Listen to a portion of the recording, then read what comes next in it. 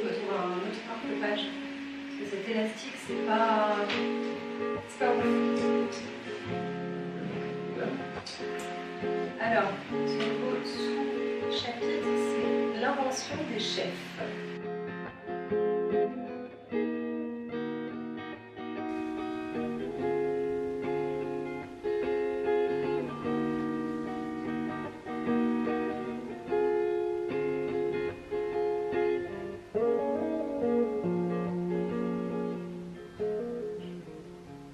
Alors on a été coupé parce que je n'avais plus de place sur ma carte SD.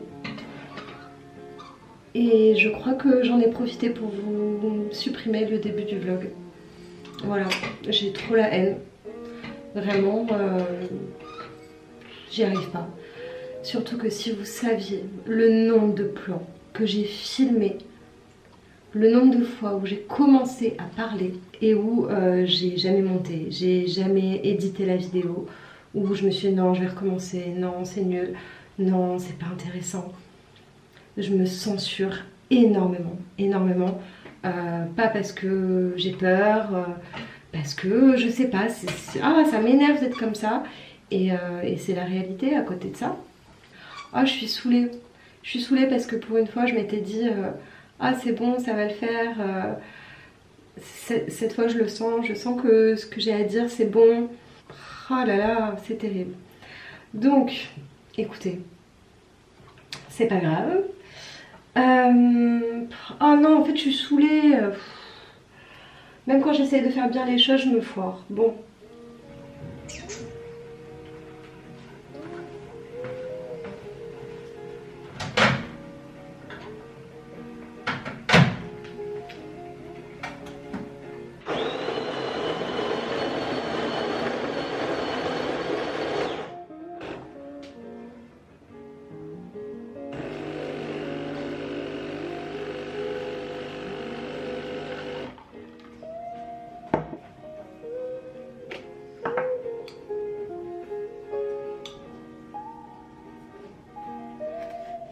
Coucou, j'espère que vous allez bien. Bon, ben voilà, on est déjà pratiquement en mars. Bonne année, je suis un peu en retard. C'est la 3e fois que je filme cette vidéo. La première fois, ça m'allait pas. La 2e fois, ça m'allait et j'ai supprimé les rushs. Je crois que c'était la première fois que ça m'arrivait de supprimer autant de rushs qui étaient impossibles à récupérer. Dites bonjour à Hazel, elle est toujours là en 2025. Comment ça va? Dites-moi. Moi, c'est bof. Voilà, je ne veux pas vous dire que ça va, c'est la grande forme. Ma vie est merveilleuse, incroyable, c'est pas vrai. Je trouve que ma vie est super fade. Et un peu pas triste ou nette, parce qu'en soi tout va bien, mais ouais, c'est juste fade. Et je crois qu'en fait c'est aussi très différent des attentes que j'avais. Donc voilà, mais ça c'est sûr qu'on en parlera dans de prochaines vidéos. Je pense que quand je vous ferai déjà un premier bilan sur mon premier stage, mes premiers 6 mois en tant qu'interne. Quand je vous parlerai aussi du monde du travail, ça fait longtemps que j'ai envie de faire une sorte de série vidéo sur le monde du travail. Mais il faut que ça germe dans mon esprit. Et en fait c'est ça. On développera ça un jour. Mais en fait je pensais que j'aurais du temps. Et je pensais surtout que, je sais pas, en fait j'arrive le week-end et ben il y a toutes les choses de la vie à faire. Il faut faire le ménage, il faut aller faire les courses. Voilà, faut se reposer aussi, il faut prendre des rendez-vous médicaux, faut faire des trucs administratifs de merde. Et au final, quand toute la semaine t'as des horaires où toutes les mêmes choses sont ouvertes la semaine, je sais pas si, enfin aux mêmes horaires, je sais pas si c'est très clair, mais bon, en fait tout prend du temps, tout est long. Et en fait le week-end, bah, j'ai pas beaucoup de temps. Et vu que j'ai pas beaucoup de temps, j'ai pas de temps pour réfléchir et être, on va dire, dans mon introspection habituelle. Et donc du coup, mais j'ai rien à vous dire parce que j'ai pas eu le temps de moi-même réfléchir avec moi-même. En fait, pour que j'ai le temps pour les autres, il faut que j'ai eu du temps pour moi. Tant que j'ai peu. Donc voilà, et encore je suis pas toute seule à faire toutes les choses de la vie du quotidien. Mais sinon ça va. Bon, on se prend un petit café, on discute. Peut-être que c'est un peu tard pour faire ça, mais en fait, il y a déjà 1 mois et demi, j'ai un petit peu fait le bilan de toutes les choses que j'avais eu envie de faire, dans les choses qui étaient dans mes objectifs 2024. Et je me suis rendu compte que j'avais pas fait grand chose. Et du coup, je voulais en parler avec vous. Déjà pour vous rassurer, vous dire que si vous avez loupé vos objectifs, bon bah moi aussi. Et sûrement plein d'autres gens. Et vous expliquer pourquoi, peut-être vous faire relativiser, vous dire que bah, c'est pas grave, on peut remettre à plus tard. Il y a plein de points que je remets à plus tard. Et peut-être que je les ferai jamais, et peut-être que je vais les faire cette année, ou peut-être que je les ferai en 2026. Et voilà, il y a certaines choses qui prennent du temps et c'est comme ça. Je vais aller sur mon balcon fumer une petite clope et après on se mettra peut-être dans le canapé, je sais pas. Et on va discuter de tout ça. Tu viens avec nous? Si vous vous demandez où est Mimi, elle est là. Hop. Elle s'est fait stériliser il y a 2 jours. Je sais pas si je vous l'avais dit, mais la première veto ne voulait pas l'opérer parce qu'elle avait des plaques. Et on est allé voir un deuxième avis et la veto était très d'accord et même voulait l'opérer parce qu'elle pensait que bah, ces plaques pouvaient être dues à ses chaleurs. Donc voilà. On s'est dit que cet avis nous allait mieux et que c'était sûrement mieux pour elle. Elle s'est fait opérer. Elle va bien. Elle va très bien, elle se repose. En 2024, je vous disais que je voulais lire 12 livres, soit à peu près un livre par mois, et je crois que c'est une des seules choses que j'ai tenues. Et si ça vous dit, je vous ferai une revue de livres, je sais pas comment on dit. En tout cas, je vous dirai tous les livres que j'ai lus et je vous raconterai un petit peu et je vous dirai ceux que j'ai aimés. Je crois qu'il n'y a aucun livre que j'ai pas aimé, donc c'est que j'ai fait des bons choix pour moi. Et ça, je vous le dirai. Et cette année, je pense à peu près le même objectif. C'est vrai qu'il y a toujours 1 ou 2 mois où j'ai pas envie ou j'ai pas forcément le temps de lire. Il y a aussi des livres des fois que j'aime beaucoup. Et donc du coup, je prends le temps énormément de les lire. Genre je vais lire 10 minutes ou 15 minutes par soir. Et pas plus parce qu'en fait je ne veux pas que ça se termine. Mais bon, j'ai beaucoup évolué parce que il y a quelques années, je lisais les livres et je m'arrêtais au dernier chapitre. J'avais peur de les terminer, j'avais peur que ce soit fini et maintenant j'ai plus peur. Je pleure un peu quand c'est terminé, mais on a fait du progrès, donc je pense qu'on va continuer sur cette lancée. Est-ce que vous êtes sale? Deuxième objectif, je crois que je vous parlais un petit peu de faire des vidéos YouTube, d'atteindre les 5000 abonnés, de publier, je sais plus, 2 vidéos par semaine. Bon, ça, on l'a pas tenu. Je me refixe pas un objectif comme ça cette année parce qu'on a déjà fait 2 mois en 2025 et je me rends compte que c'est infaisable. Peut-être que je filmerai, je vais trouver une autre façon.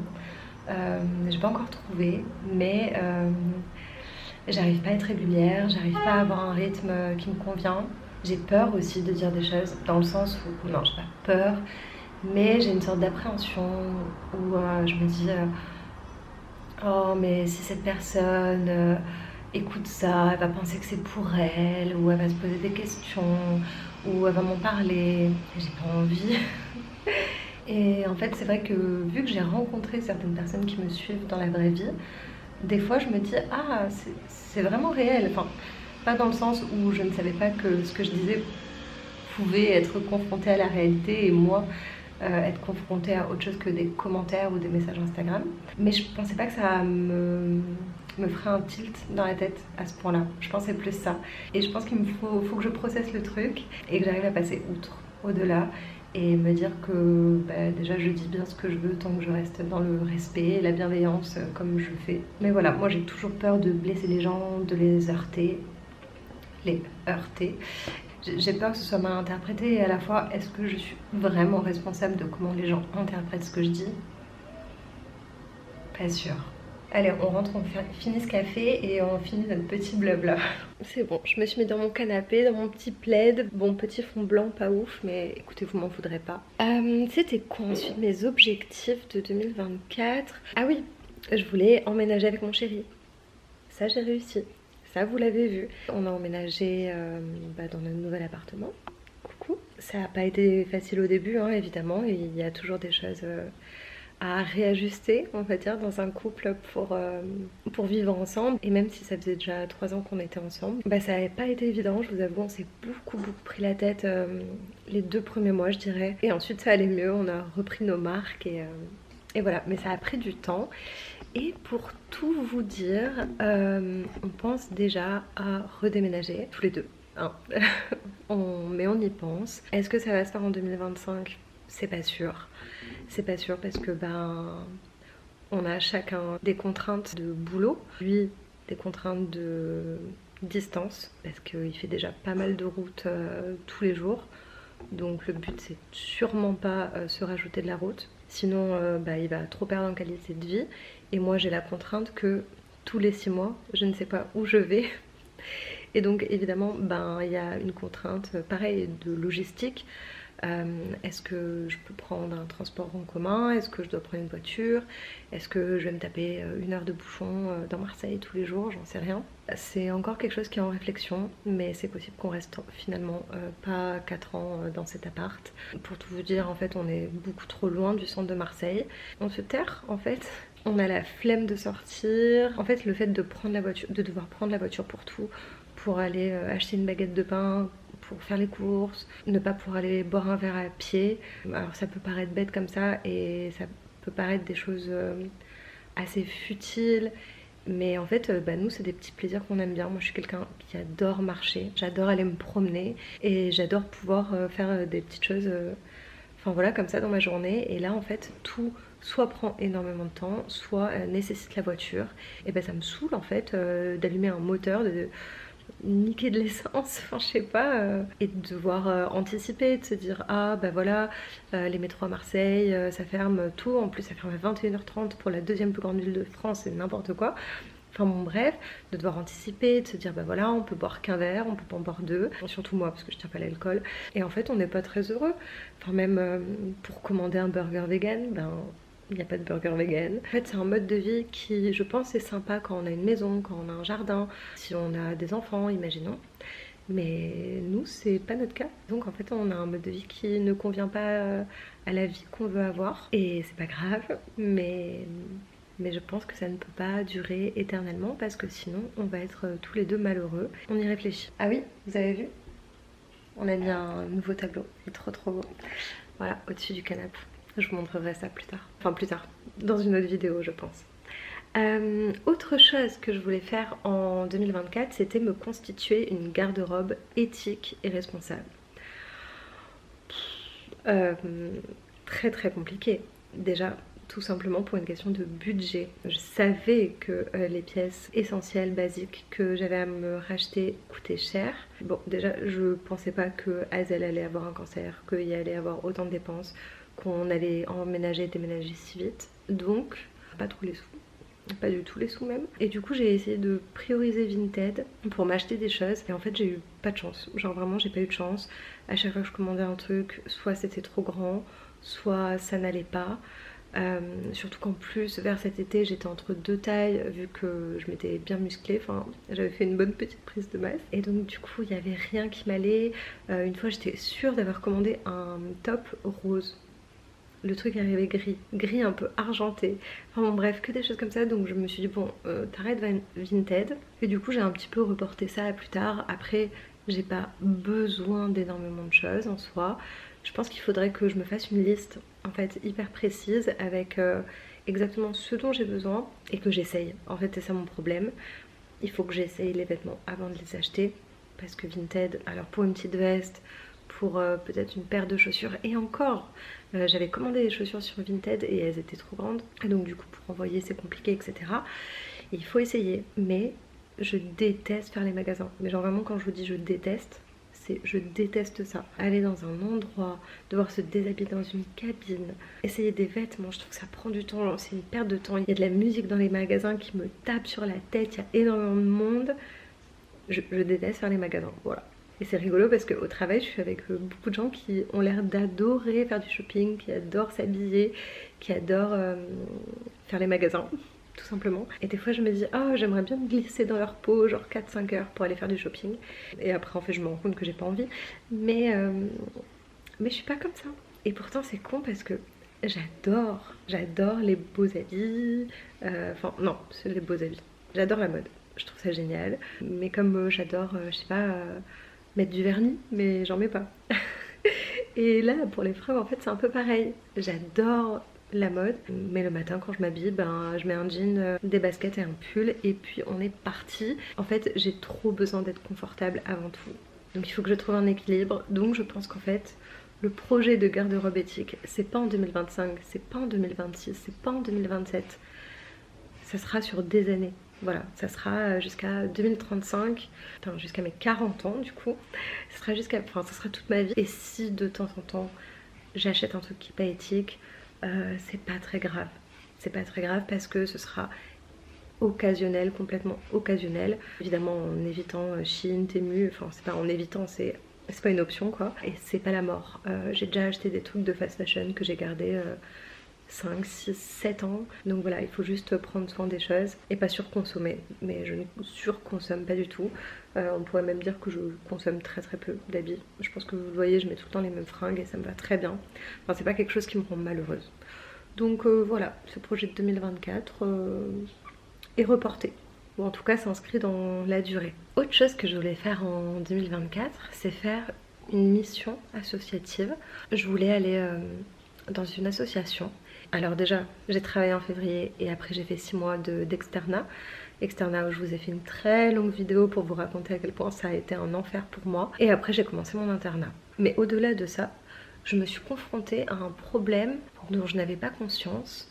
C'est que rien n'est fait pour que l'associatif soit simple. Alors, je dis pas que ce n'est pas à ma portée, je ne dis pas que je n'en ferai jamais, mais il est vrai que tout ce que j'ai regardé, déjà, j'ai pas trouvé des informations fiables et simples rapidement. J'ai dû beaucoup chercher sur internet, aller sur des sites, cibler vraiment des associations. Il n'y avait pas un site qui regroupait plein d'associations, vous voyez.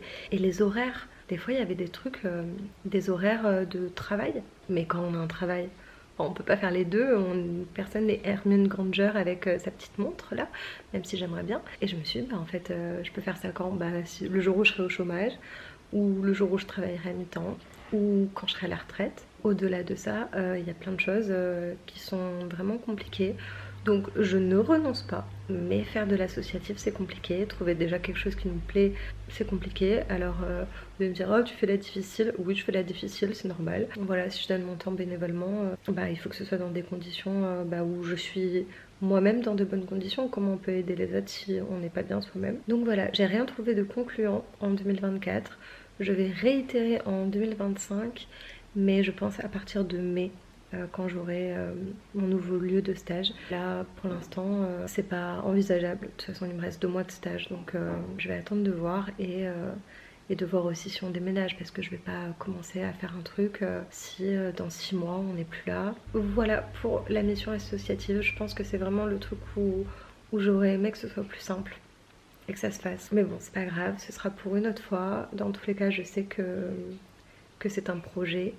Alors, je ne sais pas si c'était vraiment un objectif en 2025, en 2024, moi je suis perdue, mais je crois que j'avais mis un truc style continuer à être régulière dans le sport, etc.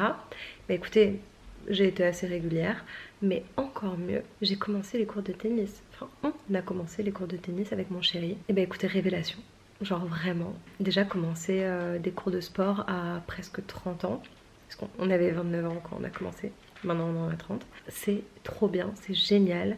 Je pensais pas qu'on allait autant s'investir dans une nouvelle pratique. Parce que c'est vrai qu'on s'imagine toujours que commencer enfant c'est cool, parce qu'après on peut développer un bon niveau, ou même peut-être se professionnaliser. Et c'est comme si les gens s'imaginaient que commencer une nouvelle pratique tard dans l'âge adulte, c'était un peu sans intérêt, parce que du coup on ne devient pas excellent. Mais déjà, qui a dit qu'on devait chercher l'excellence? Personne. Et au-delà de ça, on s'est amélioré. Genre on est parti d'un point, pas 0, c'est pas vrai, mais 0,5, et là on est à 1 ou 1,5, et c'est génial en fait. Genre on a envie d'y aller. Le jeudi on a cours, et le jeudi soir, et le dimanche on a envie d'y aller, on a envie de s'améliorer, on s'entraîne spécifiquement sur je sais pas, le coup droit, le lift, le service, et c'est trop bien.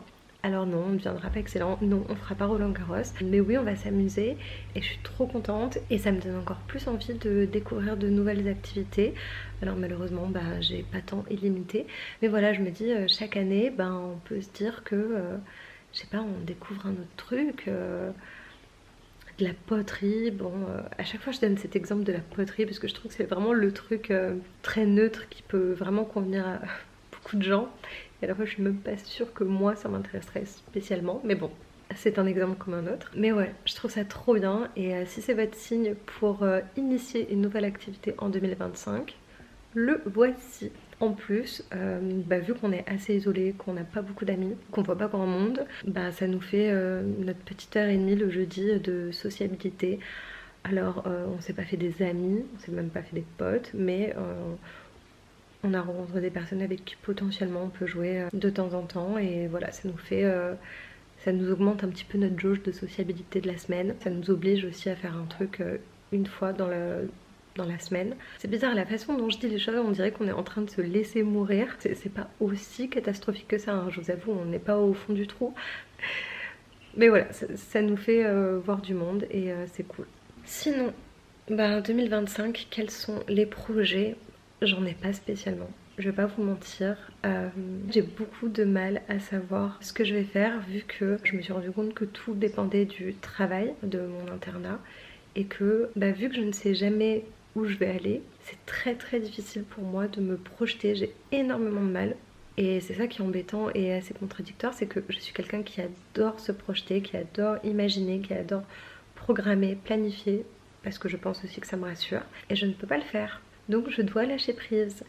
Et il y a des jours où ça va, des jours où ça va pas, des jours où du coup j'ai envie d'imaginer des choses que je pourrais faire, et du coup je peux pas les imaginer parce que je peux pas me projeter et c'est difficile. Donc il faut que je trouve des objectifs qui ne dépendent pas du travail et encore là c'est compliqué.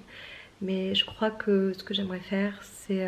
je crois que la priorité en fait ce serait d'avoir une vie sociale un petit peu plus riche. Je pense que c'est ça qui nous manque. Aller plus au ciné, aller plus voir des musées, aller plus se promener. Mais bon là en ce moment ça fait un mois qu'il pleut donc là vous le voyez pas mais il fait vraiment un temps dégueulasse. Ça donne envie de rien faire. Normalement il devait faire beau, normalement je devais aller faire un pique-nique à la plage et comme vous le voyez il n'y a pas de pique-nique à la plage donc il faut lâcher prise. Donc voilà, mon premier objectif et je crois mon seul c'est ça, c'est d'avoir une vie sociale un petit peu plus riche, un peu moins pauvre, de faire un peu plus de choses, d'être mieux organisée pour pouvoir faire toutes ces choses et de prendre du temps pour moi. Mais bon écoutez, je peux pas me mettre à mi-temps donc retrouver une certaine forme de sociabilité, essayer de trouver des structures, des endroits, des moments où je peux rencontrer des personnes un petit peu plus comme moi parce qu'en fait je me sens hyper seule. Heureusement que j'ai mon chéri,